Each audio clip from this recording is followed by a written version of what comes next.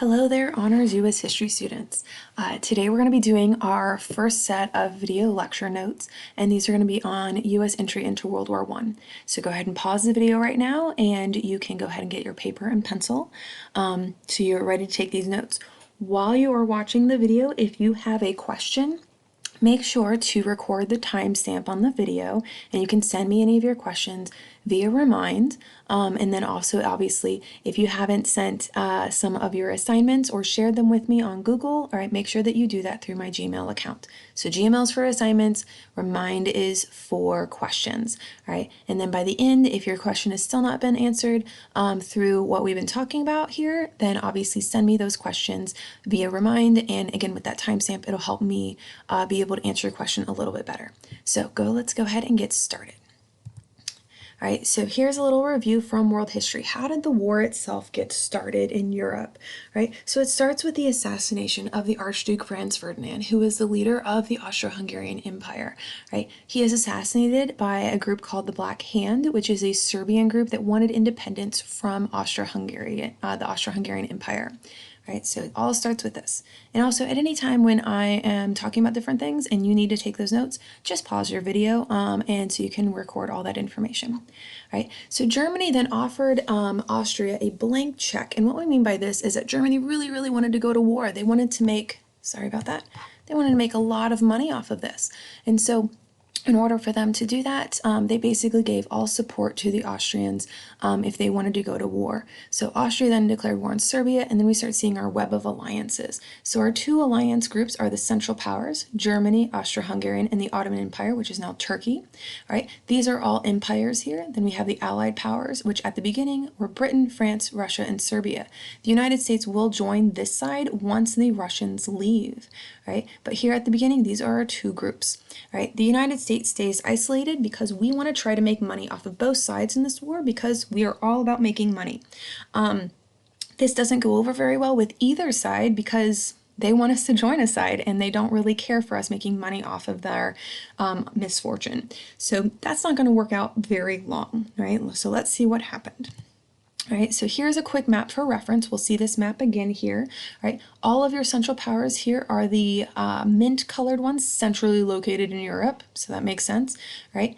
And, and our allies are going to be the ones in tan, all right? And pink are neutral nations. All right, something from world history that you should remember is the stuff with trench warfare. This is the war where we're seeing all of this sort of stuff. If you want any movie suggestions to help you kind of figure out what this all looks like, I would definitely say you could watch Wonder Woman or the new movie 1917 does a really good job with this. So they would be things that if you need a little like, hey, I need to watch something to kind of deal with some of that boredom and that sort of thing, but is dealing with school stuff, those would be two movies that could help you out. Right. Here is the no man's land, which is the middle part of the trenches, so between the Allies and Central Powers, this area where no man was supposed to go because that's where the fighting was happening, and so you would probably be shot if you went into that area. Okay. So let's start on these topics of how is the U.S. going to get involved. So we start off with British propaganda. All right, and remember, propaganda is going to be exaggerated stories, exaggerated information to sway your point of view. Right, so the British are trying to do this to the United States because they want the United States to join on their side. Right, they need our help. Right, so some of these stories all have parts of them are true, but the British are going to add a little bit more. So the first thing we got going on here is the Schieffelin Plan. Right, so the Schieffelin Plan is where Germany is going to attack France, but they're going through a neutral country. Right, and if a country is neutral, you're not supposed to do that. So if we got our map here, we got Germany over here, we have Belgium over here, we have France over here. So the French are going to put their army on the border here between them and Germany, right? Well, the Germans aren't going to attack here because then they're going to be faced with the full force of the French army. So they're like, no, we're not going to go over here. They come up with an idea. They're like, hey, so here are the German soldiers. They're going to go through neutral Belgium and attack the French line from behind, right? Oh, look, attacking from behind. Now, this is a good strategy. However, you're going through Belgium. Belgium's a neutral country. If you're neutral, you're supposed to be like, hey guys, leave me out of it. Don't get me involved, right? By invading through that neutral country, you're breaking the rules of war. right? So again, this is against the new rules of war because Belgium is neutral, right? And the British are going to make sure any information of what happened in Belgium gets to the United States. So they're going to send these posters here, right? Remember Belgium, right? You can see this woman's being taken by this German soldier. Anytime you see a pointed helmet, that is a German soldier. There's flames everywhere. Over here, again, the German soldier, but they are made as like this mad brute, which is going to be this large gorilla King Kong type of character here. So these things are happening in Belgium. However, the British are going to make sure that the United States knows all the gory details to, again, make us really angry that we might be getting involved, and then also be against Germany when we do get involved. Okay, this next topic you have heard of before. You've heard of the Lusitania, right? Now, when we think about the Lusitania, we usually remember, okay, there was a ship that got sunk, there was a bunch of people on it, there were Americans, French, and British, and they all died. Okay, and so this is tragedy that happened. So this is true. However, there's another part of the story, right? Remember, we were selling weapons to both sides. We had a bunch of weapons inside of that boat. The people on board that boat did not know about that. If they did, they probably wouldn't have gotten on the boat, right? So since we are selling weapons to both sides, the Germans knew that, right? And so they're going to attack any ship that is going towards their enemies, towards those allied powers, right? And so they're going to destroy those boats with submarines. So our new submarines at this time, because this is a brand new technology, the Germans are going to call them Unterseeboots, all right? Okay, so we're learning a little German today. So we called them U-boats because it's easier to say, but also German is related to English. So Unterseeboots, it's undersea boats. So that makes sense, right? Now, when we're talking about how many ships are the Germans actually sinking with these submarines, our little map down here, every single dot is a ship that is sunk by a U-boat. So things are getting pretty intense, right? And if you're going to go through the English Channel here, that's where a lot of the ships are sunk, so you're not going to go that direction. So you're going to go over here through the North Sea, right? We're going to see a bigger map that'll make this more sense a little bit, right? And that's where the British are going to have a blockade of that North Sea to prevent people, mainly the United States, from going and trading with the Germans. So let's take a look at that bigger map. So here on our bigger map, if I am an American, I'm going to try to go here towards France or towards the British, okay? Right? Those are going to be easiest ways because it's going to be cheaper. I don't have to go as far, right? Before, if I wanted to trade with Germany, I'd go this way, right? But there's a blockade here. So we have all these sea mines that are being blockaded here. So we're not going to go that direction.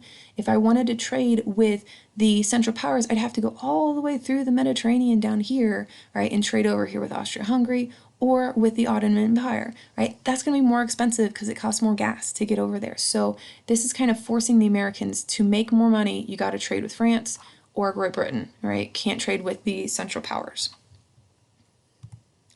Right? Our third thing that's going to happen that's going to get us closer and closer to war is we have the Dumba affair. So Dumba is the Austrian ambassador to the United States. So this guy right here with this fancy mustache, right? He is accused of sabotage, right, or spying, right? Basically what he does is he tells all of the labor unions in the U.S. that you're being treated unfairly, which they were, and that they should strike to get better wages and better hours and conditions and all those things we've talked about in last unit. Right? So they all decide to strike. Well, if they strike, they're not producing any materials for the war, and so that's going to help out the Austrian Empire, right, fight the war because now their enemies aren't getting any weapons. So definitely sabotaging the war effort.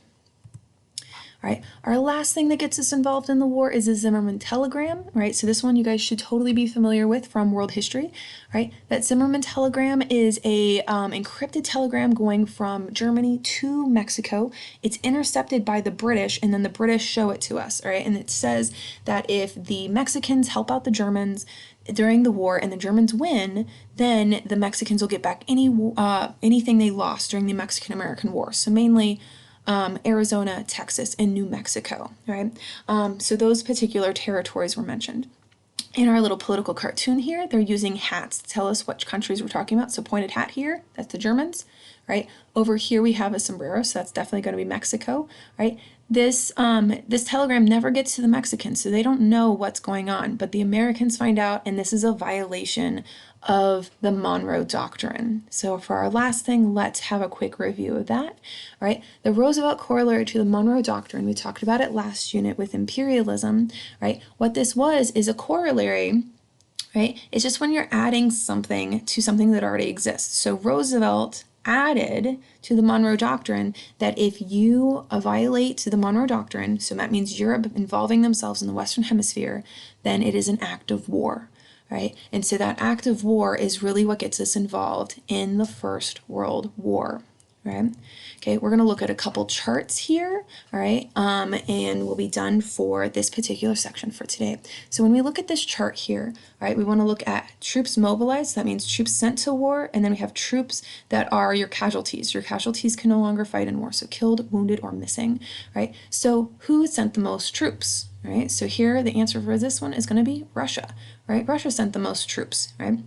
Germany the second most, right? Who had the most casualties, right? That's also going to be Russia, right? Russia leaves the war in 1917 when the United States is going to get involved. So basically, the U.S. replaces the Russians on the Allied side, right? The reason the Russians leave is from world history. You might remember 1917 is the Russian Revolution when they become a communist country, right? That's them leaving, right? And then the United States will take their place, right? The U.S. has such little numbers here of casualties, right, and troops mobilized because we entered the war very, very late, right?